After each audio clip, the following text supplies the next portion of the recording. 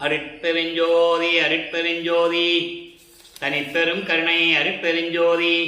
எல்லா உயிர்களும் இன்புற்று வாழ்க, வள்ளல் மலரடி வாழ்க வாழ்க, கொல்லா விரதம் குவளை எல்லாம் ஓங்குக, நல்லோர் நினைத்த நலம் பெறுக, நன்றி நினைத்தெல்லோரும் வாழ்க இசைந்து.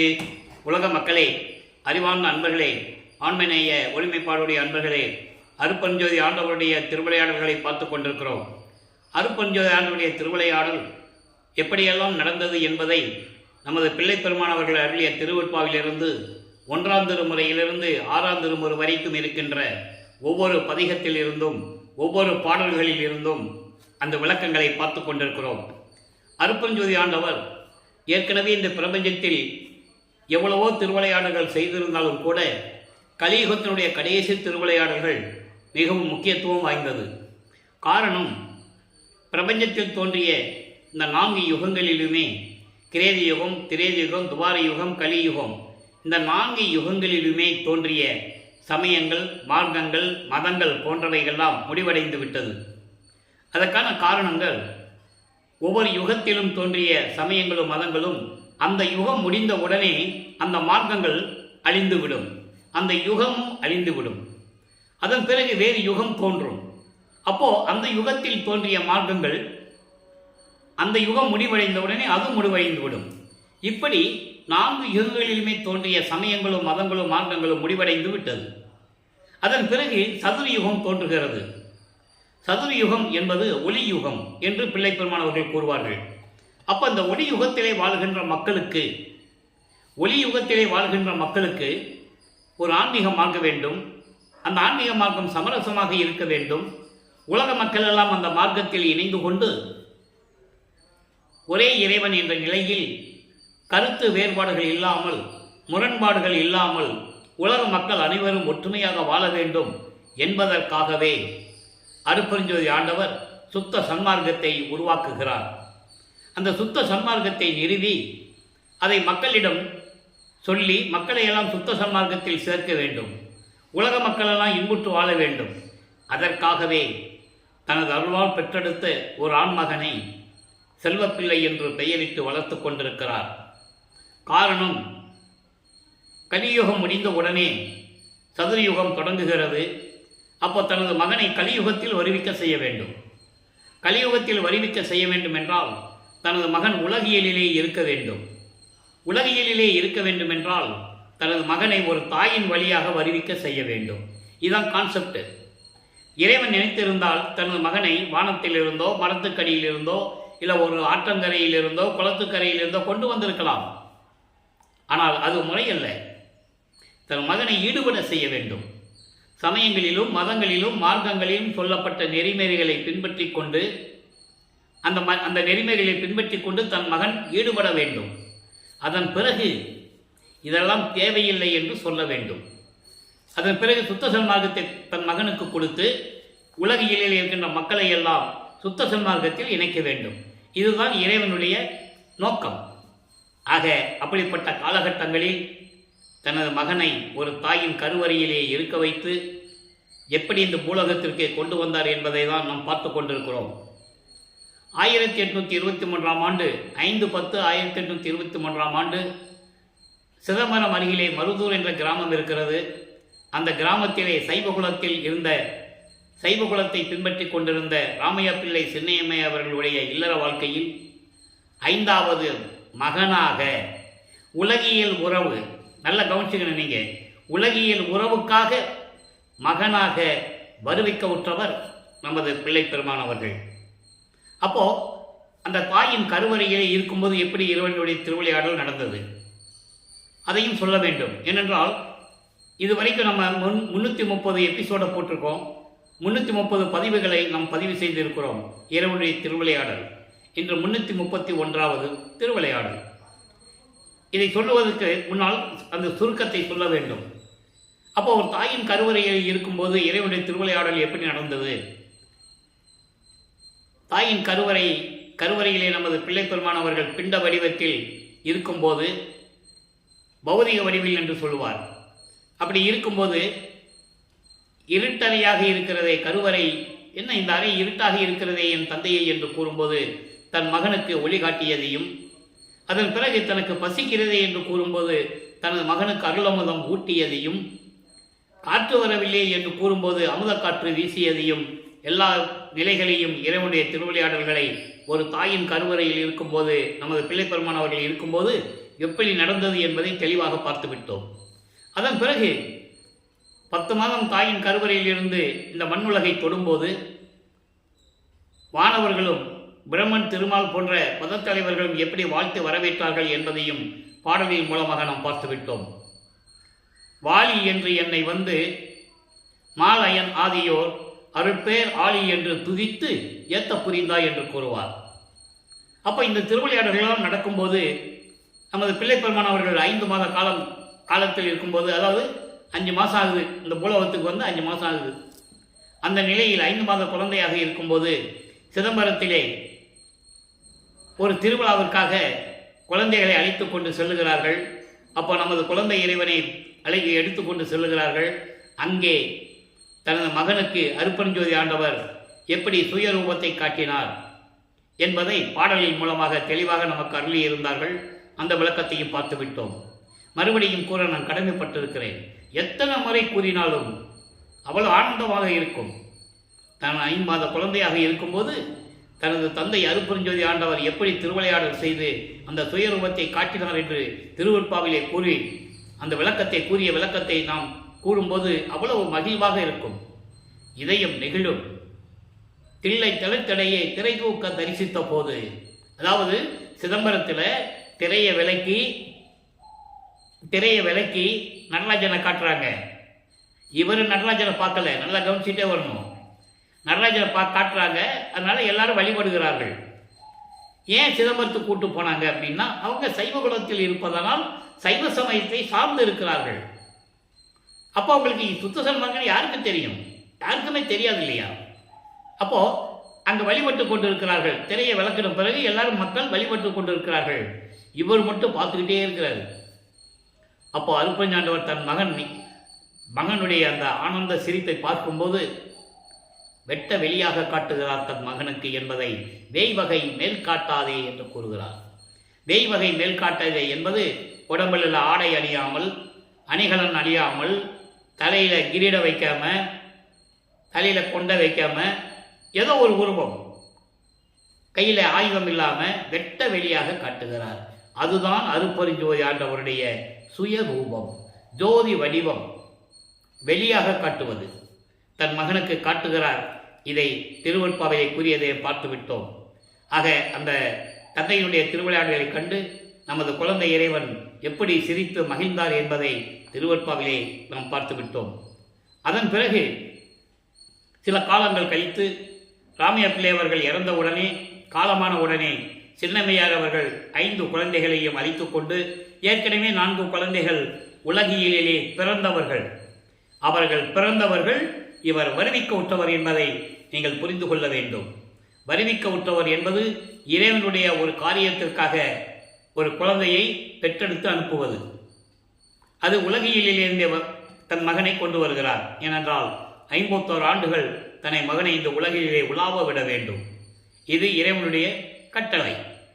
அப்போ இந்த நிலையில் இருக்கும்போது காலமான உடனே அந்த அம்மையார் 5 குழந்தைகளையும் அழைத்து கொண்டு, ஏற்கனவே 2 ஆண் பிள்ளைகள் 2 பெண் பிள்ளைகள் இருந்தார்கள். இவர் 5வது மகனாக வருவிக்க உற்றவர். 5 குழந்தைகளையும் அழைத்து கொண்டு அதாவது பொன்னேரி அருகிலே இருக்கின்ற சின்னக்காவனம் என்ற கிராமத்திற்கு செல்கிறார்கள். அந்த சின்னக்காவனம் தான் அந்த அம்மையார் பிறந்த ஊர். அப்போ அந்த நிலையில் சில காரணங்களால் அங்கே இருக்க முடியவில்லை அவர்களால். அதனால் அவர்கள் சென்னையிலே வந்து குடியேறுகிறார்கள். அப்படி குடியேறிய பகுதி தான் ஏழுகணர் பகுதியில் இருக்கின்ற வீராசாமி முதலியார் தெரு. அந்த வீட்டில் வந்து குடியேறுகிறார்கள். நமது குழந்தை இறைவன் வளர்ந்து கொண்டிருக்கிறார். பள்ளிக்கூடத்தில் சேர்க்கணும்னு விரும்புகிறாங்க. பள்ளிக்கூடத்திலையும் சேர்க்கிறாங்க. ஆனால் இவருக்கு படிக்க மனம் இல்லை. படிக்க மனம் இல்லை என்பதை விட அங்கே இறைவன் வந்து தன் மகன் வந்து உலகியலிலே படிக்கக்கூடாதுன்னு அவர் திட்டமிட்டிருக்கார். அவர் ஏற்கனவே திட்டம் செய்திருக்கிறார். அதனால் தன் மகனை அங்கே படிக்க விடக்கூடாது. தன் மகன் யாரையும் குருவாக ஏற்றுக்கொள்ளக்கூடாது. அந்த காலகட்டங்களில் சமயங்களையும் மதங்களையும் மார்க்கங்களையும் சார்ந்தவர்கள் ஆன்மீகத்திற்கு செல்ல வேண்டும் என்றால் தீட்சிதை பெறுவார்கள். யாரையாவது ஒரு ஆளை குருவாக ஏற்றுக்கொள்ள வேண்டும். ஆனால் தன் மகன் அதை செய்யக்கூடாது என்ற நிலையில் அங்கே இறைவனுடைய திருவிளையாடல் நடந்து கொண்டிருக்கிறது. அப்போ படிக்க முடியாதுன்னு வந்துட்டாரு.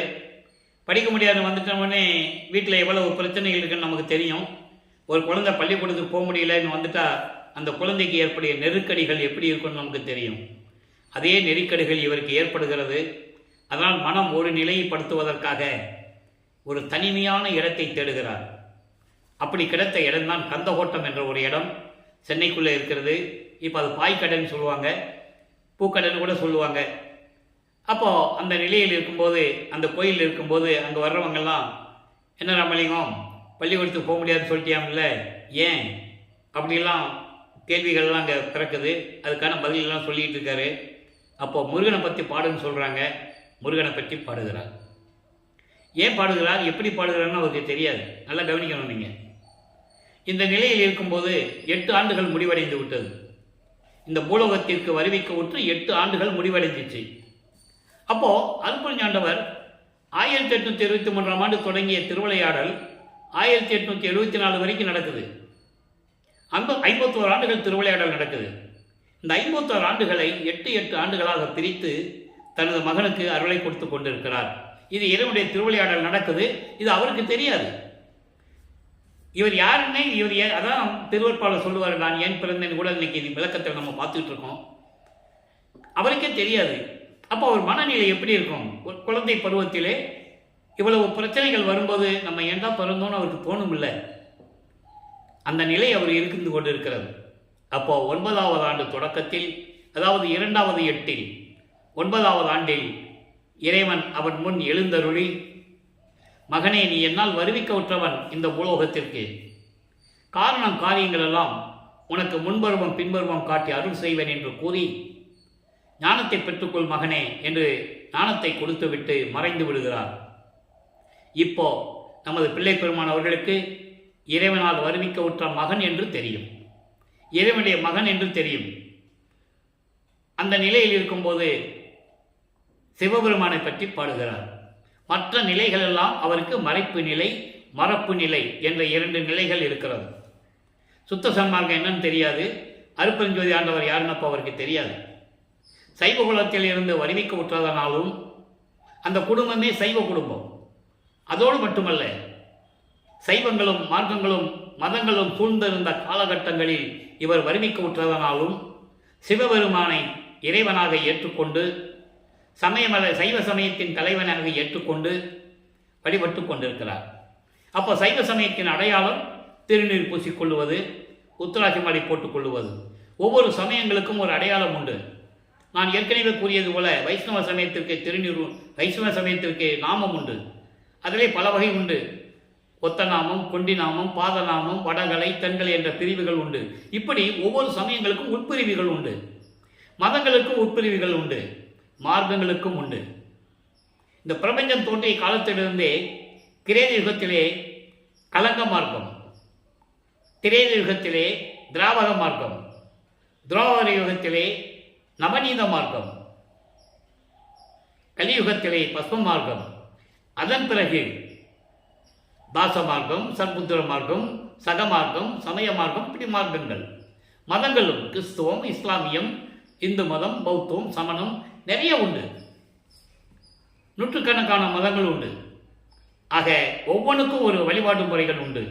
எனவே அந்த காலகட்டங்களில் தோன்றியவர்கள் தங்களுடைய கர்த்தாக்கள் என்பது காரண காரியமாக இருந்தவர்கள். சைவ சமயத்துக்கு காரணமாக இருந்தவர் சிவபெருமான், வைஷ்ணவ சமயத்துக்கு காரணமாக இருந்தவன் திருமால். இப்படி ஒவ்வொரு சமயத்திற்கும் கர்த்தாக்கள் உண்டு, மதங்களுக்கும் கர்த்தாக்கள் உண்டு. அவர்கள் எல்லாம் என்ன செய்தார்கள் என்றால், தங்கள் கர்த்தாக்களை உருவகப்படுத்தி, சிவபெருமான்னா இப்படி தான் அடையாளத்தில் இருப்பார். கொட்டை போட்டுக்கிட்டு அதில் கங்கை நதி இருக்கும், கழுத்தில் பாம்பு இருக்கும், கையில் உடுக்கு இருக்கும், வேல் இருக்கும், சூறாயுதம் இருக்கும், எல்லாம் இருக்கும். இப்படி ஒவ்வொரு சமய தலைவனுக்கும் அடையாளம் உண்டு. முருகன்னா வேல் இருக்கும், விநாயகன்னா என்ன இருக்கும், கையில் ஏதாவது இருக்கும், தந்தம் இருக்கும், தும்பிக்கை இருக்கும், இப்படி ஒரு உருவம். ஆக இப்படி உருவகப்படுத்தி அவர்களுக்கு ஏற்றபடி ஆலயங்களை அமைத்து வழிபாட்டு முறைகளை அமைத்து வழிபட வைத்து விட்டார்கள். காலம் காலமாக மக்கள் அதை வழிபட்டுக் கொண்டிருக்கிறார்கள். அது அந்த நிலை மாற வேண்டும். காரணம், அதெல்லாம் நடந்தது 4 யுகங்களிலுமே முடிந்து விட்டது. அப்போ சுத்த சன்மார்க்கத்திற்கு வரும்போது இதெல்லாம் தேவையில்லை என்று நிலைப்பாடு இருக்க வேண்டும். அந்த நிலையை தான் பார்த்து கொண்டிருக்கிறோம். இப்போ வல்லப்பெருமானவர்கள் 9வது ஆண்டில் இறைவனுடைய மகன் என்று தெரிந்த பிறகு சிவபெருமானை ஏற்றுக்கொண்டு வழிபாடு செய்கிறார். அப்போ முறையீடு செய்கிறார். என்னை வருவிக்க செய்துவிட்டு ஏன் அருளை கொடுக்கவில்லை என்ற முறையில் 1ஆம் திருமுறை உருவாகிறது. 1ஆம் திருமுறை 8 பதிகங்கள், 712 பாடல்கள். அதிலே 6வது பதிகத்தில் இருக்கின்ற திருவருள் முறையீடிலிருந்து நாம் இறைவனுடைய திருவிளையாடலை பார்த்து கொண்டிருக்கிறோம். 232 பாடல்கள் கொண்டது திருவருள் முறையீடு. அத்தனை பாடல்களுடைய விளக்கங்களையும் பார்த்து விட்டோம். அதன் பிறகு தந்தையை பற்றி பாடி எந்த விதமான அருளையும் கிடைக்கவில்லை என்று அம்மனை பற்றி பாடினால் அருளை பெற்றுவிடலாமா என்ற ஒரு ஏக்கத்தில் வடிவுடைமனை பற்றி பாடுகிறார். வடிவுடை மாணிக்க மாலை உருவாகிறது. மொத்தம் 100 பாடல்கள். அதனுடைய விளக்கங்களை முழுவதுமாக பார்த்து விட்டோம். அதன் பிறகு தந்தையும் மகனும், அதாவது தந்தையும் தாயும் பற்றி பாடியும் எந்த விதமான அருளை பெற முடியவில்லை என்ற நோக்கத்தில் மறுபடியும் 1ஆம் திருமுறையிலே சிவநேச வெண்பாவில் இருந்து சிவபெருமானிடம் எப்படி முறையீடு செய்கிறார். நேரிசை வெண்பாக்கள், அது நேரடியாக இறைவனை பற்றி பாடுவது. அப்போ அந்த நிலையில் இருக்கும்போது சிவநேச வெண்பாவிலே ஏற்கனவே 100 பாடல்கள் இருக்கின்றன. இதுவரை 13 பாடல்களுடைய விளக்கத்தை பார்த்திருக்கிறோம். இன்று 14வது பாடல். பாடலை நல்லா கவனிங்க. இப்போ வல்லப்பெருமானவர்கள் 2வது ஏட்டில் இருந்து கொண்டிருக்கிறார். அப்போ இந்த நிலைகள் எல்லாம் எப்படி உருவாச்சு என்று நாம் பார்த்து கொண்டிருக்கிறோம். இப்போ அவருக்கு சுத்த சன்மார்க்கம் தெரியாது, அருப்பெருஞ்சோதி ஆண்டவர் யாருன்னு தெரியாது, சிவபெருமானை பற்றி பாடிக்கொண்டிருக்கிறார். தந்தையாய் என்னுடைய தாயாய், தந்தையாய் என்னுடைய தாயாய், தகை சான்ற சிந்தையாய், என் அருமை தேசிகனாய், முந்தையாய் நீடுமறை முதலாய் நின்றாய், என்னை நெஞ்சம் வாடும் என்னை ஆட்கொள்ளவாறு. இது பாடல். சிவபெருமானே, இறைவனே, என்னை இந்த பூலோகத்துக்கு வருவிக்க செய்துவிட்டு எந்த அருளையும் கொடுக்காமல் காலம் கடத்தி கொண்டிருக்கிறாய். எனக்கு தந்தையாகவும் தாயாகவும் இருக்கின்றவன் நீதானே.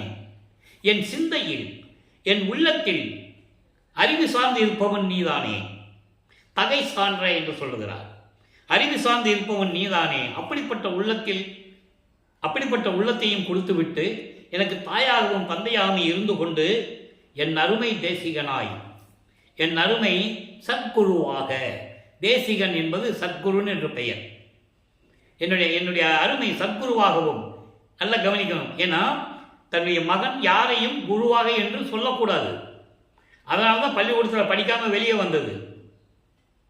அதுக்கப்புறம் சொல்லுவார் சுத்த சன்மார்க்கத்தை பெற்ற பிறகு, என்னை பள்ளிக்கூடத்தில் படிக்காமல் செஞ்சதுக்கு காரணம் நான் அப்போ தெரிஞ்சுக்கிட்டேன்.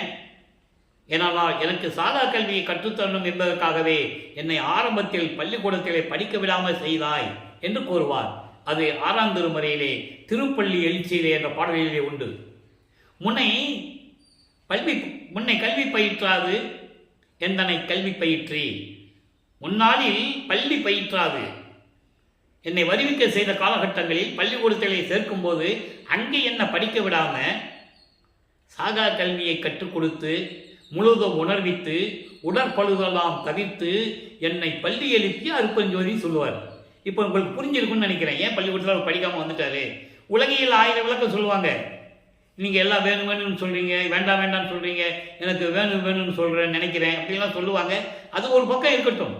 உலகியல் விளக்கம் ஒரு பக்கம், அது அவர்கள் கருத்துக்கு ஏற்றபடி சொன்னது. ஆனால் உண்மையில் நடந்தது என்ன, அதுதான் நமக்கு முக்கியம். அங்கே இறைவனுடைய திருவிளையாடல் நடக்குதுன்னு மக்கள்கிட்ட சொல்லணும். அப்போ அந்த நிலையில் இருக்கும்போது இப்போ பாருங்க, சிவனேஸ்வரன் பேர சொல்லிட்டாரா, தாயாகவும் தந்தையாகவும் இருந்து கொண்டு என் அறிவிலும் விளங்கி கொண்டிருக்கின்ற இறைவனே, என்னுடைய சத்குருவே. ஒரு காலத்தில் 4 மறைகளும், அதாவது நீடு மறை என்று சொல்லுவார், 4 மறைகள், ரிக்வேதம், யசுர்வேதம், சாமவேதம், அதர்வேண வேதம் போன்ற வேதங்களுக்கும் முதல்வனாக நின்ற இறைவனே.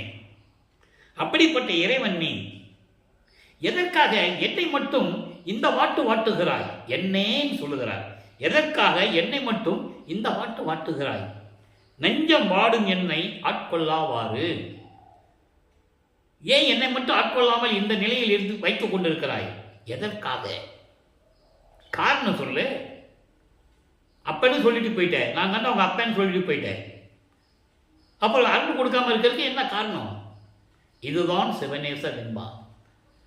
நேசத்தோடு அன்போடு சிவபெருமானை பற்றி பாடுவது, முறையீடு செய்வது. இப்போ இந்த நிலைகள்லாம் முடிஞ்சு போச்சு. இப்போ 13வது ஆண்டு தொடங்குது. வருவிக்கவுற்று 13வது ஆண்டு தொடக்கத்தில் தன் தந்தையிடமிருந்து ஞானத்தை பெற்ற பிறகு இப்போ அவருக்கு சிவபெருமான் தான் தந்தை. நல்லா புரிஞ்சுக்கணும் நீங்க.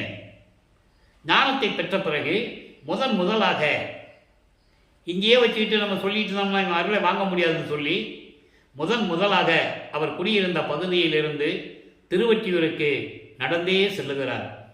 நமது குழந்தை இறைவன் கால் வலிக்க திருவொற்றியூருக்கு நடந்து செல்லுகிறார். எப்படியாவது தியாகராஜ பெருமானை பார்த்து அருளை வாங்கிடணும் அப்படின்னு அங்கே போகிறார். அப்போ அன்னைக்கு என்ன நடந்தது? 2ஆம் திருமுறை உருவாகிறது. 113 பதிகங்கள், 1207 பாடல்கள். இதுவரை 31 பதிகங்களுடைய விளக்கங்களை நாம் பார்த்திருக்கிறோம். இதுவரையிலும் அதனுடைய ஒரு சுருக்கத்தை சொல்ல வேண்டிய கடமை இருக்கிறது. நம்ம ஏற்கனவே விளக்கமாக பார்த்துட்டோம். அதனுடைய சுருக்கத்தை சொன்னால் தான் அடுத்த நிலைக்கு நம்ம போக முடியும். இப்போ தியாகராஜ பெருமானை பற்றி பாடுகிறார். எந்த விதமான பலனும் இல்லை. அதன் பிறகு திருமலை வயலுக்கு போகிறாரு. அங்கேயும் இறைவனை பற்றி பாடுகிறார். மாசிலாமணின்னு உருகுவார். அங்கே இருக்கிற சிவபெருமான் பெயர் மாசிலாமணி. அங்கேயும் எந்த விதமான நிலைகள் ஏற்படாது. அங்கே தான் சொல்லுவார், என்னை வருவிக்க செய்துவிட்டு என் முன்னால் தோன்றி நான் உன் அப்பன்டா, நீ என் மகன்டான்னு சொல்லி அதையும் சொல்லிட்டு அருளையை கொடுக்காம உன் பிள்ளை 13வது ஆண்டில் நான் இப்போ நடந்து வரேன், கால் வலிக்குதுப்பா அப்படின்லாம் சொல்லுவார். அருமையாக இருக்கும். அந்த பாடல்களெல்லாம் மனதிலிருந்து அப்படியே மனதில் இருக்கும், கண்கள் தண்ணி வரும். இப்படிப்பட்ட பாடல்கள் வருவிக்க செய்துவிட்டு என்னன்னு பேசாம நான் கால் வலிக்க நடந்து வந்திருக்கேன், என்ன மகனை எப்படி இருக்கே, கால் வலிக்காதான்னு கேட்காம நீ வாட்டுக்கு ஊமையா இருக்கிறையே, ஊமையா நீ அப்படின்லாம் கேட்பார். அந்த நிலைகள் எல்லாம் முடிந்த பிறகு அங்கே சொல்லிட்டு வந்துடுவார், இனிமே என்னால் கால் வலிக்க நடந்து வர முடியாது சாமி, நான் வரமாட்டேன் இனிமேன்னு சொல்லிட்டு திருவல்லித்தாயத்துக்கு போவார். அது சென்னைக்குள்ளே தான் இருக்குது. வில்லிவாக்கத்துலேருந்து ஒரு 15 கிலோமீட்டர் இருக்குன்னு நான் நினைக்கிறேன்.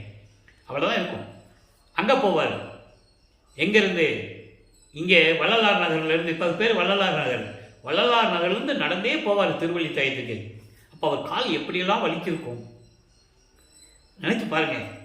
அப்போ அந்த நிலையில் இருக்கும்போது திருவல்லித்தாயத்தில் போய் அங்கேயும் சிவபெருமானை வழிபடுவார்.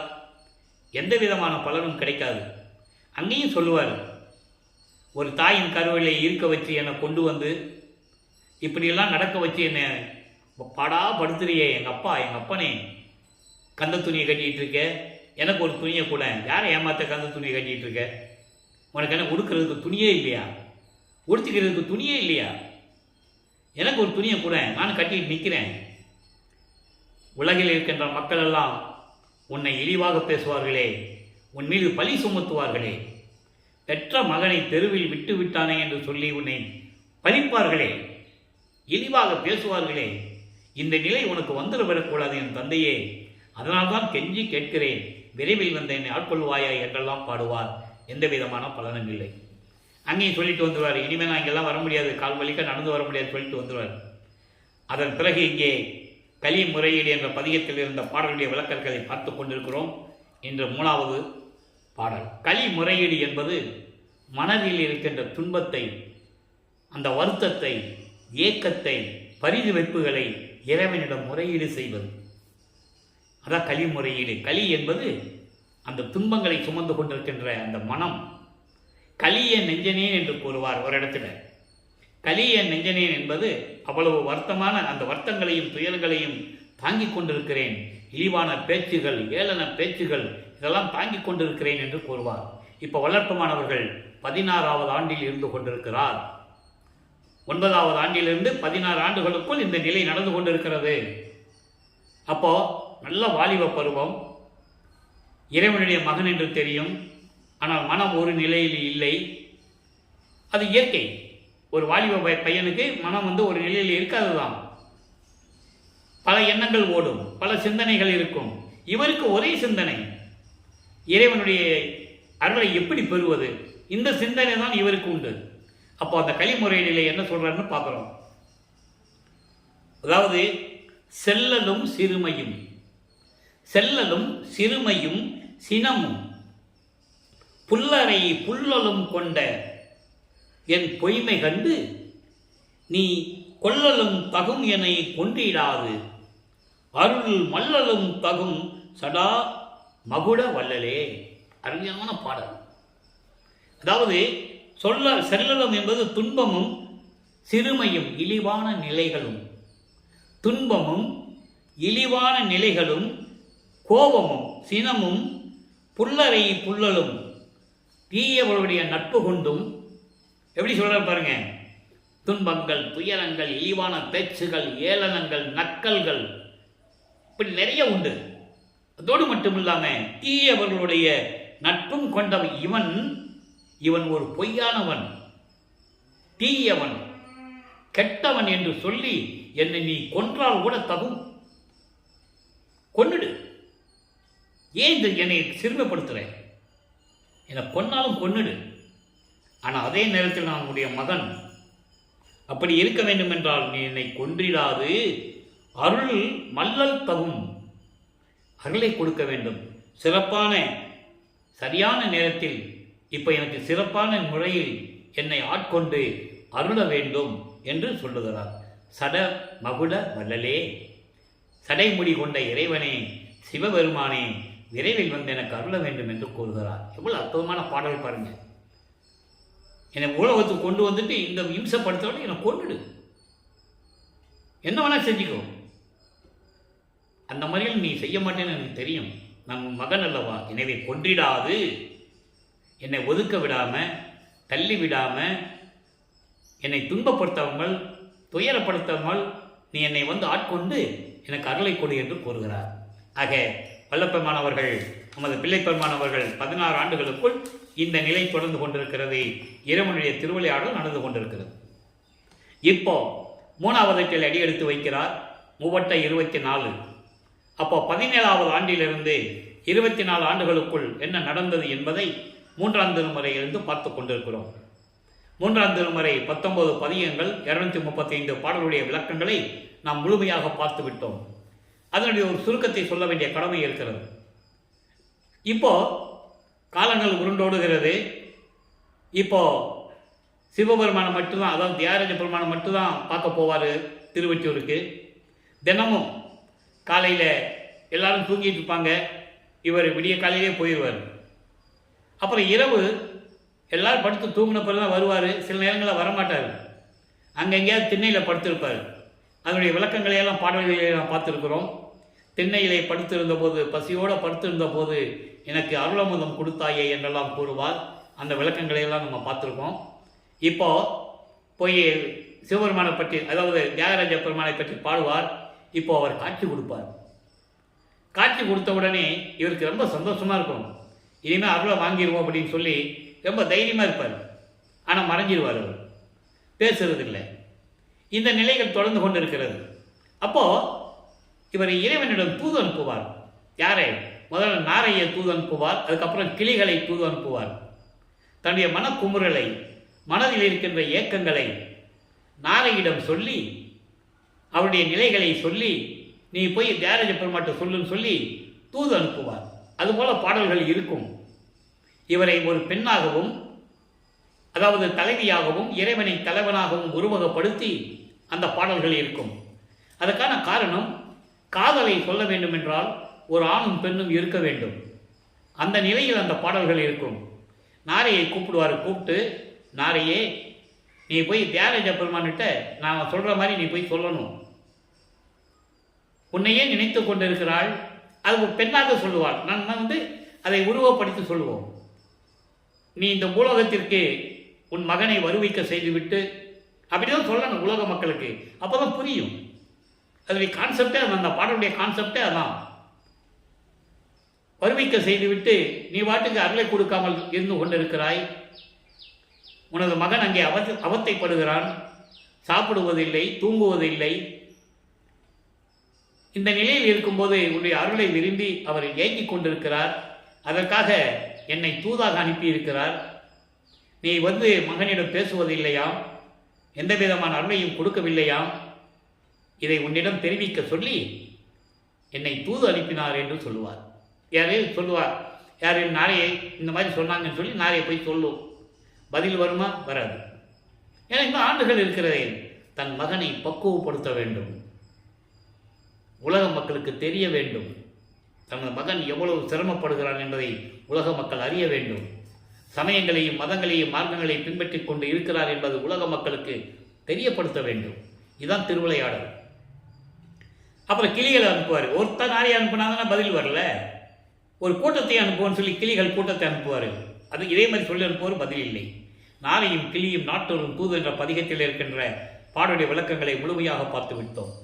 அதன் பிறகு ஜோதிட நாடல் என்ற பதிகத்திலே போய் ஜோசியம் கேட்கிறது. ஒரு குறத்தி பெண்ணிடம் போய் குறி ஆராய்ச்சி என்ற பதிகத்திலே ஒரு குறத்தி பெண்ணுடைய குறி கேட்கிறது. இந்த நிலைகளெல்லாம் பார்த்து விட்டோம். இறுதியாக வருவிக்கவுற்று 24வது ஆண்டில் திருவொற்றியூரிலே இவரை சிவபெருமான் திரும்பி பார்க்காமல் தெருவழியாக எப்படி ஓடுகிறார் என்பதையும், ஏன் ஓடுகிறார் என்ற விளக்கத்தையும் சொல்லியாச்சு. ஏன்னா இப்போ 24 வருஷம் தான் முடிஞ்சிருக்கு. தன் மகனை பூலோகத்துக்கு கொண்டு வந்து 24 வருஷம் தான் ஆயிருக்கு. நீ 27 வருஷம் பாக்கி இருக்க. அப்போ இவங்ககிட்ட சிக்கக்கூடாதுல்ல, சிக்கலாம் பதில் சொல்ல முடியாது. அப்போ இந்த நிலையில் எப்படி சிவபெருமான் இவரை பார்த்து ஓடுகிறார் என்பதையும், இவர் பின்னால் ஓடி ஓட்டத்தை பிடிக்க முடியவில்லை என்று கூறியதையும் தெளிவாக நாம் பாடல்களின் மூலமாக பார்த்து விட்டோம். அப்போ அங்கே இருக்கிறவங்க கேட்பாங்கல்ல, அதுக்கு தனியாக பதியங்கள் பாட்டு உண்டு. அந்த விளக்கத்தையும் பார்த்துட்டோம்.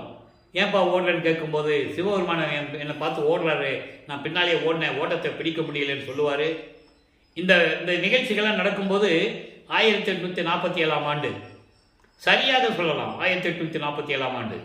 அப்போ கலியுகம் முடியல. கலியுகம் 1900 ஆண்டுகள் முடியுது. அதனால தான் கல்பட்டையாகிட்ட ராமலிங்கம், அவர் பேர் ராமலிங்கம் தான், ராமலிங்கம் கலியுகம் முடிந்தவுடனே நீ சமாதி ஆயிக்கலாம், அது வரைக்கும் சாலையை நடத்துன்னு சொன்னவர். அந்த 27 ஆண்டுகள் சாலையை நடத்துன்னு சொன்னார்ல, அதுக்கு அதான் காரணம். அப்பவே சொல்லுவார், சுத்த சன்மார்க்க காலம் தொடங்குவதற்கு 12 மாதங்கள் இருக்குதுன்னு சொல்லுவார். எப்போ? 1873 சொல்றாரு. 1873 சொல்றாரு. அப்போ 12 மாதங்கள் என்பது என்ன அர்த்தம்? 30/1/1874 அன்னைக்கு தான் நான் அருட்பெருஞ்சோதி ஆக போறேன், அன்னைக்கிலிருந்து சுத்த சன்மார்க்க காலம் தொடங்குது அப்படின்னு தெளிவாக சொல்றாரு. ஆக இந்த நிலையில் இருக்கும்போது சிவபெருமான ஓடுறாரு, ஓட்டத்தை பிடிக்க முடியலன்னு சொல்லுவார். ஏன்னு கேட்பாரு, காரணங்கள்லாம் சொல்லுவார். அந்த நிலைகள்லாம் முடிஞ்சிருச்சு. இப்போ 4வது எட்டில் அடி எடுத்து வைக்கிறார். 4×8 32. 25வது ஆண்டிலிருந்து 32 ஆண்டுகளுக்குள் என்ன நடந்தது என்பதை 4ஆம் திருமுறையிலிருந்து பார்த்து கொண்டிருந்தோம். 8 பதியங்கள், 197 பாடல்கள். பின்னால் இருக்கிற 4 பதியங்கள் சமய புறவர்களை பற்றி பாடியது. அது விளக்கம் நமக்கு தேவையில்லை. ஏன்னா அவங்களுக்கு ஒரு பேர் வரணும், அதுக்காக அவர் பாடியது, வேற ஒன்றும் இல்லை. சைவ சமயத்தை பரப்பியதனால் அவர்களுக்கு அந்த ஒரு நிலையை கொடுத்தார் வளர்ப்பமானவர்கள், ஒரு மேன்மையான நிலையை. அதை நீங்கள் புரிஞ்சுக்கணும். அப்போ இந்த நிலையில் இருக்கும்போது 27வது ஆண்டில் கல்யாணம் பண்ணணும்னு சொல்கிறாங்க. அந்த விளக்கங்களே நம்ம பார்த்துட்டோம் ஏற்கனவே. ஏன்னா தந்தையிடம் அனுமதி வாங்க வேண்டும், அதுக்காக முதல்ல முடியாதுன்னு சொல்கிறாரு. தந்தை அனுமதி கொடுக்கிறார். அருட்பெருஞ்சோதி ஆண்டவர் சரின்னு சொல்கிறாரு. கல்யாண ஏற்பாடுகள் நடக்குது. அங்கே திருமண மண்டபத்திலே முக்கியமான இடத்தை சொல்கிறது தான் இவ்வளவு நம்ம சொல்ல வேண்டியது இருக்குது. அங்கே பிரம்மன், திருமால், ருத்திரன் போன்ற வானவர்களும் தேவர்களும் முனிவர்களும் ரிஷிகளும் சித்தர்களும் சக்திகளும் சத்தர்களும் எல்லாம் அங்கே இருக்காங்க. மணமக்களை வாழ்த்துவதற்காக பாடலிலே குறிப்பிட்டதை நாம் தெளிவாக பார்த்து விட்டோம். இப்போ கல்யாணம் நடந்துகிட்டு இருக்கும்போது, தாலி கட்டும்போது அப்படியே இப்பயாவது திரும்பி பார்க்குறாரு, அப்பா அம்மா வரல, அருட்பெருஞ்சாண்டவர்கள் சிவாமி வள்ளி வரவில்லை என்று அவர் மனம் எப்படி புண்பட்டது என்பதை பாடலிலே இருந்து நாம் தெளிவாக பார்த்து விட்டோம். இந்த நிலை முடிந்த பிறகு, அதன் பிறகு அருட்பெருஞ்சாண்டவரும் சிவகாமி வள்ளியும் 2 குதிரை மாட்டின தேர்வில் எப்படி தன் மகனை வாழ்த்தினார்கள் என்பதையும் பார்த்து விட்டோம். இந்த நிலைகளெல்லாம் முடிந்தாயிற்று. தனக்கொடி அம்மையாருடைய நிலையை மாற்றி அந்த அம்மாவுக்கு மோட்ச வீட்டை காட்டி விமோசனத்தை கொடுத்து சஞ்சீதம், பிராரத்தம், மகாமியம், கர்ம வினைகளை எல்லாம் நீக்கி எல்லாம் வழி செஞ்சிட்டார். இது ஏற்கனவே நிர்ணயிக்கப்பட்டது, திட்டமிட்டது அல்ல. இங்கே பூலோகத்தில் திட்டமிட்டதல்ல, ஏற்கனவே விண்ணுலகத்திலே திட்டமிட்டது. அதாவது வெல் பிளான்டுன்னு சொல்லுவாங்க. அதை எல்லாம் பிளான் பண்ணி தான் இங்கே வராங்க. அப்போ இந்த நிலையில் இருக்கும்போது இப்போ பற்றுகளை துறக்க வேண்டும். வெள்ளாடை அணிந்து கொண்டு சமயங்களையும் மதங்களையும் மார்க்கங்களையும் சொல்லப்பட்ட பற்றுகளை விட வேண்டும். விட்டாச்சு. சைவ சமயத்தின் அடையாளமாகிய திருநீரை பூசுவதை விடணும். விட்டாச்சு. அது இருக்கக்கூடாது. சுத்த சன்மார்க்கத்துக்கு முக்கிய தடை. தெரியாமல் பேசிக் கொண்டிருக்கிறார்கள் இன்றைய வரை. திருநீர் பூசுவது தவறல்ல, அது குற்றம் அல்ல. அது சைவ சமயத்தை சார்ந்தது. சமயங்களையும் மதங்களையும் மார்க்கங்களையும் சார்ந்தது. அது தசா மார்க்கம், சர்புத்திர மார்க்கம், சக மார்க்கம், சமய மார்க்கத்தை சேர்ந்த சமயக்குறவர்கள் இருந்தார்கள். அவர்கள் பூசிக்கொண்டார்கள், தவறில்லை. அது சமயங்களை சார்ந்தது, மதங்களை சார்ந்தது. சுத்த சன்மார்க்கத்துக்கு தேவையில்லை என்பதை திருவெண்பாவிலே கூறியிருக்கிறார். அதை ஊர்ந்து கவனிக்க வேண்டும். அப்பாவே மகனுக்கு சொல்றாரு, இனிமே இது பூசாத, வேண்டாம் அவனுக்குன்றாரு. பாடல் இருக்கு, யாரும் மறுக்க முடியாது. சுத்த சன்மார்க்கத்தை உலக மக்களுக்கு தெரியப்படுத்தக்கூடாது என்ற நோக்கத்தில் பேசிக் கொண்டிருக்கிறார்கள். அது நீங்க நல்லா புரிஞ்சுக்கணும். சுத்த சன்மார்க்கம் மக்களுக்கு தெரியக்கூடாது. அப்ப திருநீர் பூசியாச்சுன்னா அருப்பஞ்சாண்டவர் வெளியே வரமாட்டார். சிவபெருமான் தானே. அதுக்கப்புறம் சிவபெருமான நடராஜன் தான். அருப்பஞ்சாண்டவருக்கு திருநீர் பூச முடியாது. அவர் தீப ரூபம், ஒளி வடிவம், ஒளி வடிவம். அவர் ஒளி வடிவத்தில் போய் தீபத்தில் போய் நீ எப்படி திருநீர் பூசுவ? பேசிக்கா பாருங்க, லாஜிக்கா அங்கே இடிக்கல. சிவபெருமான உருவப்படுத்துறாங்க, திருநீர் பூசிக்கலாம். அருப்பஞ்சாண்டவர் ஜோதி வடிவில் இருக்கிறவரே எங்க போய் திருநீர் பூசுறது? அதை புரிந்து கொள்ள வேண்டும். திருநீர் பூசுவது குற்றம் அல்ல, அது அவங்களை சார்ந்தது. இது தனி மார்க்கம். அப்போ இந்த நிலையில் இருக்கும்போது இப்போ பற்றுகளை திறந்து விட்டார், திருநீர் பூசுவதை நிறுத்திவிட்டார், வெள்ளாடை போட்டுக்கொண்டாரு. இனிமேல் திருவொற்றிற்கும் போகக்கூடாது. ஏன் போகணும்? திருமுல்லை வாயிலுக்கும் திருவள்ளித்தாயத்துக்கும் 13 ஆண்டுல இருந்து நம்ம போனது பத்தாதா? கால் வலிக்க போனது ஏன்? இது வரைக்கும் நம்ம திருவொற்றிற்கு போனது பத்தாதா? இனிமேல் எங்கே போக முடியாது அப்படின்னு சொல்லிட்டு அங்கேயே சென்னையிலேயே கதவை சாத்தி தாப்பா போட்டு உள்ள உட்காந்துட்டார். அங்கேயே உட்காந்துட்டார். அதன் பிறகு இவருடைய நிலையை கண்டு, மகனுடைய நிலையை கண்டு அருப்பஞ்சாண்டவர் சுத்த சிவஞான வெளியிலிருந்து, அங்கே இருக்கின்ற சத்தியஞான சபையிலிருந்து பூலோகத்திற்கு வந்து தெருவழியாக கால் வலிக்க நடந்து வந்து எப்படி அருளை கொடுத்தார் என்பதை அருட்பிரகாச மாலையிலே இருக்கின்ற 100 பாடல்களின் விளக்கத்தையும் பார்த்து விட்டோம். அதில் ஒரு சுருக்கத்தை சொல்ல வேண்டிய கடமை இருக்கிறது. எப்படி கதவை திறந்தாரு, ஒரு காலை வீட்டுக்குள்ள வச்சு ஒரு காலை தெருவில் வச்சு எப்படி மகனை கூப்பிட்டு அருளை கொடுத்தாரு. ஏன் வீட்டுக்குள்ள வரல? அதை விளக்கத்தையும் அவங்க சொன்னதை சொல்லியாச்சு. வீட்டுக்குள்ள போனோன்னா இவர் பூட்டிக்குவார், அவர் வெளியே போக முடியாது. இப்போ 32 வருஷம் தான் முடிஞ்சிருக்கு. 51 வருஷத்துல நீ 19 வருஷம் பாக்கி இருக்க. அருளை கொடுத்து விட்டார், எல்லாரையும் பெற்று விட்டார். இப்போ சுத்த சன்மார்க்கத்தை வாங்கணும், அங்க போய் தான் வாங்கணும். சுத்த சிவஞான வழியில் இருக்கின்ற சத்தியஞான சபைக்கு போகணும். 33வது ஆண்டு தொடக்கத்தில் இருந்து 40 ஆண்டுகளுக்குள், அந்த 8 ஆண்டுகளுக்குள் என்ன நடந்தது என்பதை பாடல்களின் மூலமாக விளக்கமாக பார்த்து விட்டோம். அதனுடைய ஒரு சுருக்கம். இப்போ 33 ஆண்டுகள் ஆகிறது. முதல் முறையா பறந்து போறாரு, அண்டங்களை கடந்து தத்துவங்களை கடந்து போயிட்டு இருக்கிறாரு. அங்கே மேலே போயிட்டு இருக்கிறாரு. எப்படி 13வது ஆண்டில் திருவொற்றியூருக்கு போனாரோ அதுக்கப்புறம் 33ஆம் ஆண்டில் போயிட்டு இருக்கிறார். பாடலின் மூலமாக இறைவன் கொடுத்த விளக்கம் இது. தத்துவங்களை கடந்து, அண்டங்களை கடந்து, வெளிகளை கடந்து பறந்து சென்று கொண்டிருக்கிறார். அங்கே போறாரு. அங்கே முதல்ல தேவர்கள் நிற்கிறாங்க. அதுக்கு முன்னால பிரம்மன், திருமால் போன்ற பதத்தலைவர்கள் நிற்கிறாங்க. ஏற்கனவே 5 தொழில்கள் செய்து கொண்டிருந்த பதத்தலைவர்கள் ஆட்சியை பறிச்சாச்சு. இப்போ அவங்க செய்யறது கிடையாது. எல்லாம் பிடுங்கி அருப்பஞ்சாண்டவர் கையில் வச்சிருக்கிறாரு. உங்கள் காலம்லாம் முடிஞ்சு போச்சுப்பா, இனிமேல் அவனுக்கு கொடுக்க முடியாது, என் மகனுக்கு கொடுக்க போறேன்னு சொல்லி பிடுங்கி வச்சாச்சு. இப்போ எந்த பதவியும் இல்லாமல் அங்கேயே இருக்கிறார்கள் அவர்கள். இப்போ இவர் போறாரு. தேவர்கள் இவரை பார்த்துட்டு என்ன இது இவ்வளோ கூட்டமாக நிற்கிதுன்னு பார்த்துருக்காரு. அந்த சத்தியஞானிக்கு படிக்க கீழே தான் நிற்கிறாங்க, உள்ளே போக முடியாது. கொலையும் கொலையும் தவிர்த்தவர்கள் தான் உள்ளே போகணும். அவங்களுக்கெல்லாம் போர் செஞ்சு கொலை செய்தவர்கள் உள்ளே போக முடியாது. அதனால தான் அதே சத்தியஞான சபையை உலக மக்களுக்காக வடலூரிலே நிறுவி கொலையும் கொலையும் கொலையும் தவிர்த்தவர்கள் மட்டும் உள்ளே புகுதல் வேண்டும் சொன்னார். ஏன்னா தேவர்களுக்கு அந்த கதி. அப்போ மனுஷர்கள் ஏமாத்துறோம். அதனால் மக்களுக்கு சொல்லணும், இது இருந்தால் தான் இங்கே வரணும், இறைவன் அருளை பெற முடியும். பல பாடல்கள் உண்டு. அது மக்கள்கிட்ட யாரும் சொல்லலை, அதனால் மக்களுக்கு தெரியல. கூட்டம் வந்தால் போதும்னு நினச்சிட்டு இருக்கிறாங்க. அது தவறு. வருகின்ற மக்களுக்கு சொல்லணும். அப்போ இந்த நிலையில் அங்கே போகிறாரு. மகனை வரவேற்று, வா மகனே, இன்னும் 2 நாளிகை தான் பாக்கி இருக்கிறது, அதாவது 1 மணி நேரம் தான் பாக்கி இருக்கு. நீ இந்த ஆடைகளை எல்லாம் களைந்து விட்டு புனித நீராடி புத்தாடை அணிந்து அணிகலன்களை அணிந்து மங்கள கோலத்துடன் வருவாயாகன்னு சொல்வார். தந்தையின் கட்டளை ஏற்று அப்படி உடம்பெல்லாம் அணிகலனை போட்டு புத்தாடை அணிந்து அங்கே இருக்கிற சிங்காசனத்திலே அமர்வார். அவர் மணிமுடி சூட்டுவார். இன்னைக்கு அந்த விளக்கத்தை பார்க்கிறோம்.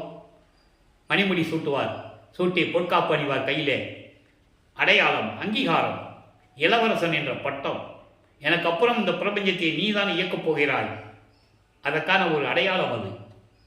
இந்த ஜமீன்தார்கள் நாட்டாமைகள்லாம் போட்டிருப்பாங்க. அந்த மாதிரி மன்னர்கள் இளவரசர்களும் போட்டிருப்பாங்க. அதை பார்த்து தான் இளவரசர் என்று மக்களுக்கு தெரியும். அப்போ அந்த நிலையை ஏற்றுக்கொண்டு, மகனே, இதுவரையில் சுத்த சன்மார்க்கம் என்னிடம் இருந்தது, இனிமேல் நீ பெற்றுக்கொள், இனிமேல் இது உன்மார்க்கம் என்று சுத்த சன்மார்க்கத்தை தாரை பார்த்து கொடுக்கிறார். பிள்ளை பெருமானவர்கள் பெற்றுக்கொள்ளுகிறார். பெற்றவுடன் சொல்லுவார், இனிமேல் இது என் மார்க்கம் தந்தையே என்று கூறுவார். உடனே மகனுக்கு சாகா கல்வியை கற்றுத்தருகிறார், கற்றுக்கொள்ளுகிறார். எல்லாமே படிக்கு கீழே தான் பார்க்கணும். அந்த சத்தியஞான சபையில் என்ன நிகழ்ச்சி நடந்தாலும் இங்கே தேவர்களும் பிரம்மனும் திருமாலும் படிக்கு கீழே நின்று தான் பார்க்கணும், உள்ளே போக முடியாது. அப்போ இந்த நிலையில் இருக்கும்போது எல்லாத்தையும் பெற்றுக்கொண்டு, மகனே, இன்னும் ஆண்டுகள் இருக்கிறது, இப்போ 40 வருஷம் தான் முடிஞ்சிருக்கு, நீ 11 வருஷம் பாக்கி இருக்குல்ல. இந்த நிலையில் இருக்கும்போது அவர் கருவொளியிலே உறைவிடமாக கொண்டிருந்த போது அங்கே இறைவனும் தந்தையும் மகனும் எப்படி பேசி உரையாடினார்கள் என்பதையும், ஜீவகாருண்ய ஒழுக்கத்தை உலக மக்களுக்கு சொல்ல வேண்டும் என்பதற்காக ஒரு தர்மசாலையை அமைக்க வேண்டும் என்பதற்காகவும் நல்லா நீங்கள் சிந்தனை பண்ணி பார்க்கணும். தர்மசாலை ஏன் உருவாச்சு? ஜீவகாருண்ய ஒழுக்கம் உருவாகணும். பசி, பின்னி, தாகம், இச்சை, எளிமை, பயம், கொலை, 7 பிரிவுகள். இது பசியும் கொலையும் பரஜீவகாருண்யம். பசி, ஒரு ஜீவனுடைய பசியையும் கொலை செய்யப்படுகின்ற ஒரு உயிரையும் காப்பாற்றிவிட்டாலே போதும், அதுதான் பரஜீவகாருண்யம். அந்த விளக்கங்களை எல்லாம் நான் ஏற்கனவே பார்த்து விட்டோம். நம்ம பதிவிலையும் ஏற்கனவே நம்ம பதிவு செஞ்சாச்சு, நீங்கள் பார்த்துக்கலாம். இப்போ தர்மசாலையிலே பாரிபுதர மக்கள் கொடுத்த அந்த நிலத்திலே, அந்த இடத்திலே ஒரே நாளிலே தர்மசாலையை நிறுவி 23/5/1867 அன்றைய அணை அடுப்பை மூட்டி உணவை சமைத்து பசியோடு வருகின்றவர்களுக்கு பசியை போக்கிக் கொண்டிருக்கிறார். நம்மளையெல்லாம் படைத்து காத்து கொண்டிருக்கின்ற அருப்பெருஞ்சோதி ஆண்டவராகிய வல்லற்பமானவர்கள். அதன் பின் 1869 மஞ்சக்குப்பம், கடலூரிலே மஞ்சக்குப்பம் இடத்திலே இருக்கின்ற நீதிமன்றத்திலே வழக்கு தொடர்ந்தார்கள். ஆறுமுக நாவலர் தொடர்ந்த வழக்கில் திருவற்பாவை மறுப்பாய் என்று அறிவிக்க வேண்டும் என்ற நிலையை உருவாக்கிவிட்டார்கள். விசாரணை தொடர்கிறது. நமது பிள்ளை பெருமான் அவர்கள் அங்கே எழுந்தருளுகிறார். நம்ம ஏற்கனவே விளக்கமாக சொல்லியாச்சு. எழுந்தருளுகிறார், நீதிபதிக்கு காட்சி கொடுக்கிறார். நீதிபதி எந்திரிச்சு நிற்கிறாரு. அவர் புரிந்து கொண்டார், திருவற்பாவை மறுப்பாய் என்று அறிவிக்க முடியாது, அது உலக மக்களுக்கு ஏற்றது. அங்கே ஜாதிக்கும் மதங்களுக்கும் சமயங்களுக்கும் வேலையே கிடையாது. எல்லாரும் ஒற்றுமையாக வாழ வேண்டும் என்ற நோக்கத்தில் எழுதப்பட்டது. எனவே இதை மறுப்பாய் என்று அறிவிக்க முடியாது என்று சொல்லி வழக்கை தள்ளுபடி செய்கிறார் பிரிட்டிஷ் நீதிபதி. அந்த மகத்தான தீர்ப்பை பெற்றுக்கொண்ட நமது இறைவன் தர்மசாலைக்கு வருகிறார். அதன் பிறகு சங்கராச்சாரியார் வந்தது, சித்து விளையாட்டுகளை செய்தது, சங்கராச்சாரியரை சரணடை செய்தது, எல்லாத்தையும் நம்ம விளக்கமாக பார்த்துட்டோம். உத்தரஞான சிதம்பரம் மாலை ஏன் உருவாச்சு, அதனுடைய விளக்கங்கள் என்ன, சமாதி விருப்பத்தினுடைய விளக்கங்கள் என்ன, அருப்பெருஞ்சோதி நடராஜபதி மாலை விளக்கங்கள் என்ன, சர்க்குணிமணி மாலை விளக்கங்கள் என்ன என்பதை முழுவதாக பார்த்து விட்டோம். இப்போ லைவாக பார்த்துக்கிட்டு இருக்கோம். எப்படி, அதாவது சமயங்களையும் மதங்களையும் மார்க்கங்களையும் சார்ந்திருந்த போது அவர் இறைவனிடம் எப்படி முறையீடு செய்தார் என்ற நிலையையும், அதன் பிறகு சுத்த சன்மார்க்கத்தை பெற்ற பிறகு அவருடைய நிலைகள் என்ன என்பதையும் உலக மக்களுக்கு தெரியப்படுத்த வேண்டும் என்பதற்காக 6ஆம் திருமுறையிலே பதிகம் 7 பிறப்பு அவம் பொறாது பேதுறுதல் என்ற பதிகத்திலே 4வது பாடல்.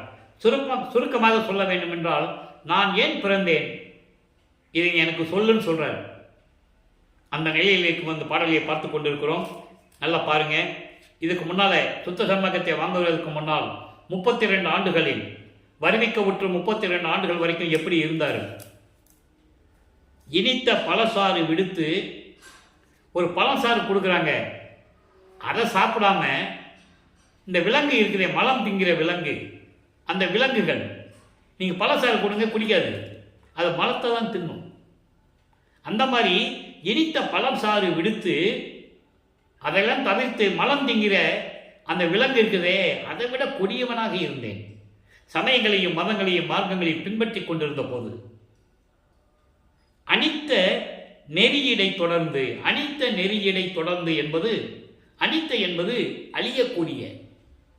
அழியக்கூடிய நிறையில்லாத நெறிகளை பின்பற்றி கொண்டு, சமயங்கள் மதங்கள் மார்க்கங்களுடைய நெறிகளை பின்பற்றி கொண்டு மனித உடம்பு எடுத்த அறக்கடையர்களுக்கெல்லாம் அறக்கடையன் நாம்.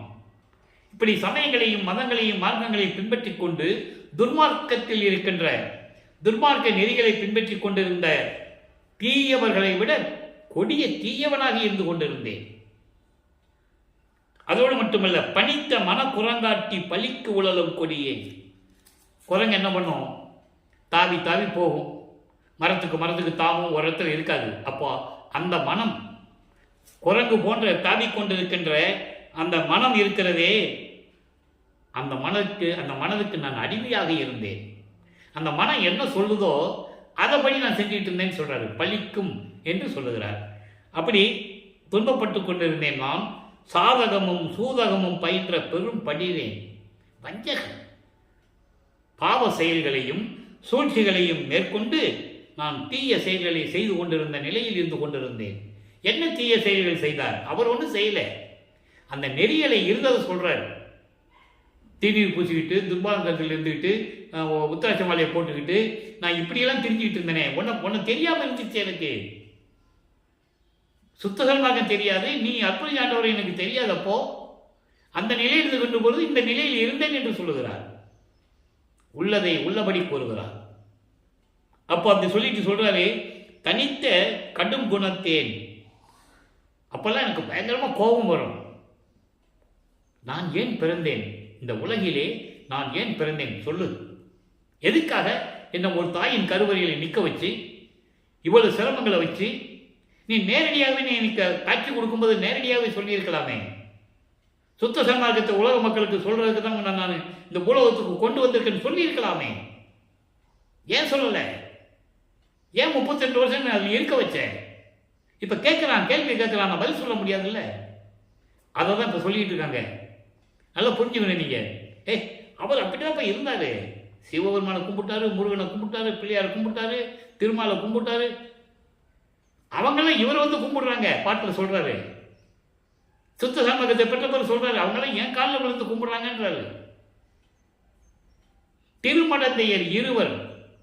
திருமடந்தைமார் இருவரும் என் எதிரே நின்று ஆட செய்யது அருளி, ஆட வச்சு என் முன்னால லட்சுமியும் சரஸ்வதியும் என் முன்னால வர சொல்லி என்னை என் எதிர நின்று ஆட வச்சு என்னை மகிழ்வித்து என் சிறுமையெல்லாம் தீர்த்த மெய் சிவமே என்று சொல்லுவார். அற்புதமாக இருக்கும். எல்லாரும் வந்து இவரை கும்பிட்டு இருக்காங்க. இவர் யாரை கும்பிடணும் அவசியம் இல்லை. பிரம்மன் திருமால் முதலும் யானை மேலேயும் குதிரை மேலேயும் பிடரி மேலேயும் ஏறி வந்து என்னை போற்றி வணங்குகிறார்கள் என்று சொல்லுகிறார். அடைக்கலம் புகுதல் என்ற பதிகத்திலே 10வது பாடலில் இருக்கு. பிச்சன் கவரி நிலற்றி அசைத்திட யாரும் மறுக்க முடியாது. அந்த நிலையில் இருக்கின்றவர் வல்லற்பமானவர்கள். இறைநிலையில் இருக்கின்றவர் இறைவனுடைய மகன், அருப்பெருஞ்சோதி ஆண்டவராகவே இருந்தவர்.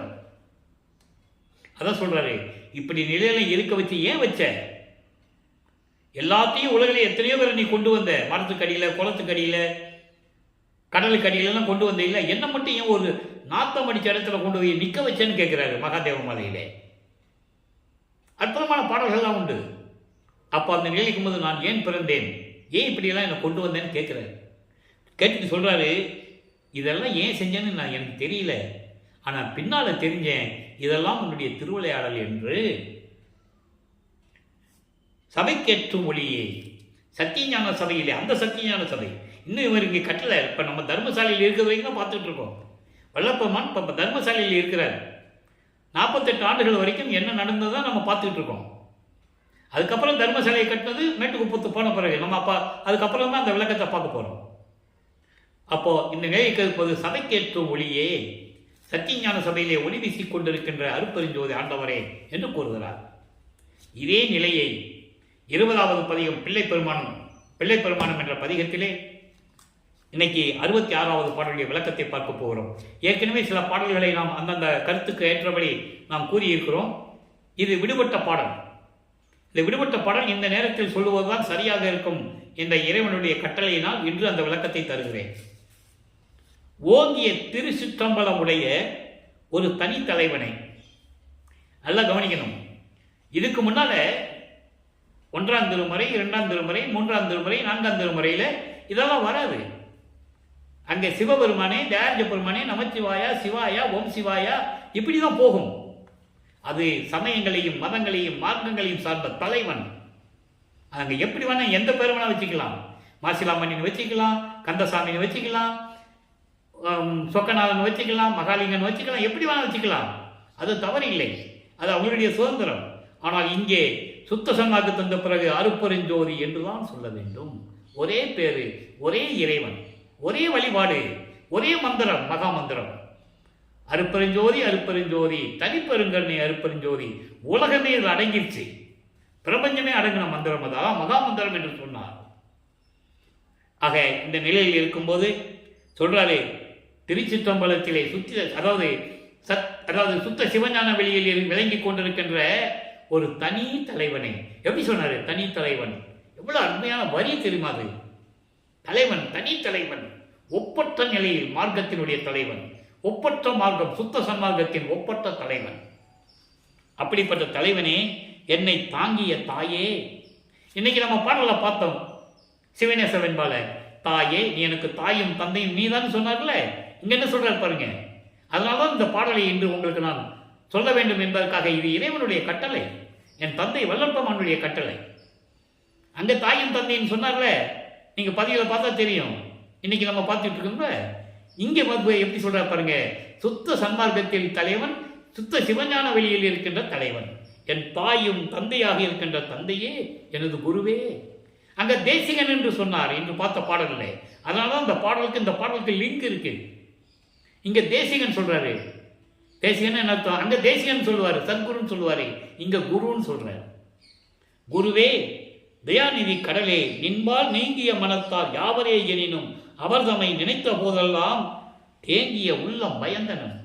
உன்னை யார் வணங்காதவர்களை பார்த்தால், உன்னை மனதில் நினைத்து உன்னை வணங்காதவர்களை நான் பார்த்தால் என் உள்ளம் எப்படி நடுங்கிச்சு தெரியுமா? இயற்கை உண்மை விளக்க கடவுளாகிய என் தந்தையை நினைக்காமல் சிறு தெய்வங்களை வழிபட்டுக் கொண்டிருக்கிறார்களே என்று சொல்லி நான் பயந்தேன். எவ்வளவு அற்புதமான பாடல், அற்புதமான வரிகள். வேறுபாடுகள் பார்த்தீங்கல்ல. இன்னைக்கு பார்த்த பாடல்ல 1ஆம் திருமுறையில 2ஆம் திருமுறையில பார்த்த பாடல்கள்ல அங்க சொல்லுவார் தாயை தந்தைன்னு சொல்லுவாரு, தேசிகன் சொல்லுவாரு. ஆனா சுத்த சன்மார்க்கத்தை பெற்ற பிறகு என்ன சொல்றாரு பாருங்க. அதை நீங்க கவனிக்கணும். அப்போ அதுக்கும் இதுக்கும் சம்பந்தம் இல்லை. சுத்த சன்மார்க்கத்திற்கும் சமயங்களுக்கும் மதங்களுக்கும் மார்க்கங்களுக்கும் சம்பந்தம் இல்லை. அதனால்தான் அகவல்ல கொடுத்தாரு, அருட்பெருஞ்சோதி அகவல்ல. சாதிய மதமும் சமயமும் பொய்யென ஆதியில் உணர்த்திய அருட்பெருஞ்சோதி. சாதிய மதமும் சமயமும் காணா ஆதியானதையும் அருட்பெருஞ்சோதி. அருட்பெருஞ்சோதி அது கிடையாது. திருநீர் பூச வேண்டிய அவசியம் இல்லை, கற்பூரம் ஏற்ற வேண்டிய அவசியம் இல்லை, குத்து விளக்கு ஏற்ற வேண்டிய அவசியம் இல்லை, தேங்காய் வளை உடைக்க வேண்டிய அவசியம் இல்லை, அர்ச்சனை தேவையில்லை, அபிஷேகம் தேவையில்லை. தீபத்துக்கு எதுக்கு? தீபத்தில் போய் அபிஷேகம் பண்ண முடியுமா? தீபத்தில் போய் திருநீர் பூச முடியுமா? அதெல்லாம் புரிஞ்சுக்கணும். அந்த நிலையை மாற வேண்டும். மக்கள் நீங்கள் மாற வேண்டும். சுத்த சன்மார்க்கம் என்றால் இந்த நிலை என்று உங்களுக்கு புரிய வேண்டும். அதான் சொல்றாரு, அவர் தம்மை நினைத்த போதெல்லாம் தேங்கிய உள்ளம் பயந்தனன், இது உன் திருவுள்ளம் அறியுமே எந்தாய். இது உனக்கு தெரியும் என் தந்தையே, நான் எப்படியெல்லாம் இருந்தேன், எப்படியெல்லாம் பயந்தேன், எல்லாம் உனக்கு தெரியுமே என்று கூறுகிறார். அதன் பிறகு ஒரே ஒரு விளக்கம் அன்பர்களே.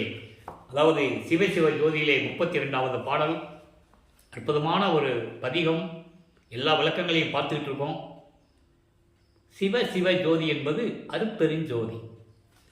சிவசிவன் ஒன்னே நீங்க அங்க போயிடக்கூடாது. எங்க? சிதம்பரத்துக்கு போயிடக்கூடாது. உங்கள் மனசு அங்கே போயிடக்கூடாது. அது வேறு. அது சமய சமயத்தின் தலைவன். அவ்வளவுதான். சிவசிவ ஜோதி என்பது அருட்பெருஞ்சோதி. சிவம் என்பது வேறு, சிவன் வேறு. ருத்திரன் வேறு, சிவபெருமான் வேறு. ருத்திரன் பதத்தலைவன், தத்துவங்களை அடைந்த பதத்தலைவன். அவன் சைவ நெறியில் இருப்பதனால் அது சொல்றாங்க, அவ்வளவுதான். பிரம்மன், திருமால், இந்திரன் போன்றவர்களாம் வைஷ்ணவ சமயத்தை சேர்ந்தவர்கள். அதனுடைய மார்க்கம் தனி மார்க்கம், தனி சமயம். அப்போ இந்த நிலையில் இருக்கும்போது சிவசிவ ஜோதியிலே பாட்டு பாடுங்க. எளிமையான வரி, விளக்கங்கள் நிறைய. நான் எவ்வளவோ சொல்லணும்னு இருக்கிறேன், ஆனால் எனக்கு நேரம் பத்தலை. அதனால தான் சமயம் கிடைக்கும் போதெல்லாம் இந்த பாடல்களுடைய விளக்கங்களை நான் சுருக்கமாக சொல்லுகிறேன். சிவசிவ சுத்த சிவமய ஜோதி. சுத்தன் ஒரு வாக்கியம் முன்னால் போடுறாங்க பாருங்க. இப்போ நீங்க அந்தங்களை சொல்லும்போது வழக்கமானவர்கள் சமயங்களையும் மதங்களையும் மார்க்கங்களையும் சார்ந்தது கலாந்தம், வேதாந்தம், சித்தாந்தம், போதாந்தம், நாதாந்தம், 6 அந்தங்களை சொல்லுவார். ஆனால் சுத்த சமாஜத்தை வந்த பிறகு அங்கே சுத்த என்ற வாக்கியம் முன்னால் போடுவார். சுத்தப்படுத்துகிறார். ஒரே கலப்படமாக இருக்கிறத சுத்தப்படுத்துகிறார். அதான் சுத்த சன்மார்க்கம். சன்மார்க்கம் சமய சன்மார்க்கத்தில் இருக்கிற குளறுபடிகளையும் தேவையில்லாதகளையும் முரண்பாடுகளையும் நீக்குவது. அதுக்கு தான் சுத்தம் முன்னால் வார்த்தை போடுறார். சுத்த சிவமய ஜோதி.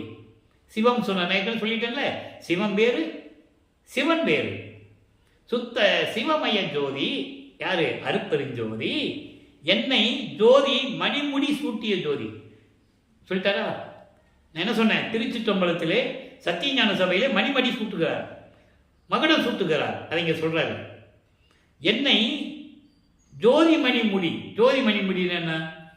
சுத்த சன்மார்க்கத்தை கொடுத்து அருட்பெருஞ்சோதியை கொடுத்து என்னை அந்த முடி சூட்டுகிறார், மணிமுடி சூட்டுகிறார்.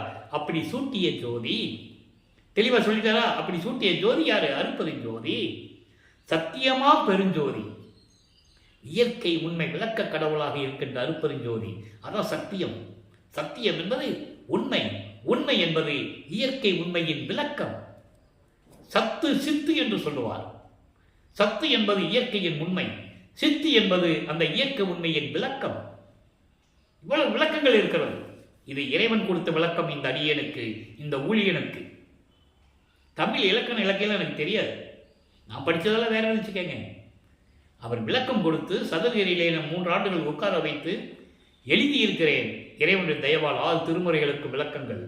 அந்த விளக்கத்தை தான் என்று உங்களுக்கு நான் கூறிக்கொண்டிருக்கிறேன். அந்த அத்தனை விளக்கங்களும் இங்கே பதிவாகிவிட்டது. இந்த பாடல் மட்டும்தான் எழுதிட்டு வருவேன். விளக்கம் அதை பார்த்துட்டு அப்படியே இறைவன் சொன்ன விளக்கத்தை நான் சொல்ல முடியும் என்னால்.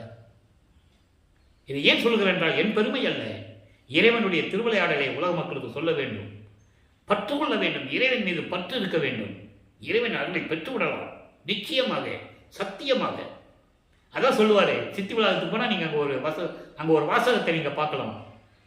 தாய் தந்தை போன்றவர்களாலும் ஆப்தர்களாலும் செய்யப்பட்ட உதவி எவ்வளவோ அதை விட கோடான கோடி பங்கு இங்கு வந்தால் கிடைக்கும் என்று சொல்லுவார். எங்கே? சித்தி உலகத்துக்கு. அங்கே இருந்துட்டு தான் பிரபஞ்சத்தை இயக்குறாரு. அங்கே இருந்துட்டு தான் பிரபஞ்சத்தை இயக்குறாரு. அப்போ சத்தியமா பெருஞ்சோதி சொல்லிட்டாரா? நானே தானாகி ஆள தயவு செய்த ஜோதி சொல்லிட்டாரா? இப்போ நான் சொன்னேன்ல, பிரபஞ்சத்தை சித்தி வளாகத்திலிருந்து தான் இயக்குறாருன்னு சொன்னேன்ல, அந்த வரியில் சொல்றாரு பாருங்க. நானே தானாகி, நான் அருட்பெருஞ்சோதி ஆண்டவராகி இருந்து கொண்டு, இறைவன் ஒருவன் தான், நல்லா கவனிக்கணும். அப்புறம் ஏன் வள்ளலாரும் தனியாக சொல்றோன்னு நீங்க கேட்கலாம். அது அருட்பெருஞ்சாண்டவர் தன்னுடைய மகனை உலாவ விட்டு, அதாவது தன்னுடைய சக்தியை, அவருடைய சக்தி தான் இவர், அவருடைய சக்தியை மகனாக உலாவ விட்டு 51 ஆண்டுகள் கழித்து அந்த சக்தியோடு இவர் தான் போய் சேரணும். அருட்பெருஞ்சோதி ஆண்டவர் தான் அவரை ஆட்கொள்ள வேண்டும். அப்போ 2 பேரும் அருட்பெருஞ்சோதி ஆகிறார்கள். அதான் சொல்றாரு, நானே தானாகி, இவன் அவனாகி விட்டான் என்று கூறுவார். அதான் சொல்றேன், நான் தானானான், தான் நானானான், நானும் தானும் ஒன்றானோம். எங்க? தனித்திரு அலங்கள்ல 6ஆம் திருமுறையிலே 110வது பதிகத்தில் இந்த பாடல் உண்டு. நானே தானாகி ஆள, இந்த பிரபஞ்சத்தை ஆளக்கூடிய தயவு செய்த அருட்பெருஞ்சோதி. அப்ப இந்த பிரபஞ்சத்தை இயக்குவது யார்? நம்மளை படைத்தது யார்? சிந்தித்து பார்க்க வேண்டும். பிரம்மன், திருமால், ருத்திரன், மகேஸ்வரன், சதாசிவம் ஒரு காலத்தில் இருந்தார்கள். அவர்கள் காலம் முடிந்து விட்டது. இப்ப அவர்கள் செய்த தனித்தனியாக செய்த தொழில்களை ஒன்றாக சேர்த்து நீ செய் என்றான். ஆக்கி அழித்தல் முதலாம் தொழில் ஓர் ஐந்தையும் தேக்கி அமுது நீ செய் என்றான். பாடல் உண்டு. படைத்தல் முதல் படைத்தல், காத்தல், அழித்தல், மறைத்தல், அருள் முதல் எல்லா தொழில்களையும் ஒன்றாக்கி நீ செய் என்றான். நீதான் செய்யணும் மகனே என்றான். தூக்கி எடுத்தான், அணைத்தான், இரவாத தேகம் கொடுத்தான், சிற்றம் வளர்த்தன் கோன்னு சொல்லுவார். அதை தான் இங்க சொல்றாரு, நானே தானாகி. அப்போ இறைவன் இவரோடு ஐக்கியமானதனால் இவர்தான் பிரபஞ்சத்தை இயக்கிக் கொண்டிருக்கிறார் என்ற உண்மையை இந்த பாடல்களிலே நமக்கு அருளியிருக்கிறார்கள் என்பதை நான் பதிவு செய்ய கடமைப்பட்டிருக்கிறேன். ஆக தைரியமா சொல்லணும். நீங்க என்னை படைத்தவர், என்னை கேட்டால் நான் சொல்லுவேன், என்னை படைத்தவர் எனது தந்தை அருட்பெருஞ்சோதி ஆண்டவராகிய வள்ளல் பெருமான் என்று சொல்லுவேன். அவர் அருட்பெருஞ்சோதி ஆண்டவர், ஆண்டவராகவே இருக்கின்றவர். தந்தையும் மகனும் ஒரே நிலையில் இருக்கின்றவர்கள், தனித்தனியாக இல்லை என்ற நிலையை நீங்கள் புரிந்து கொள்ள வேண்டும் உலக மக்களே. எனவே இன்றைய திருவிளையாடலை நாம் இதோடு நிறைவு செய்கிறோம். மீண்டும் நாளை தொடரும்.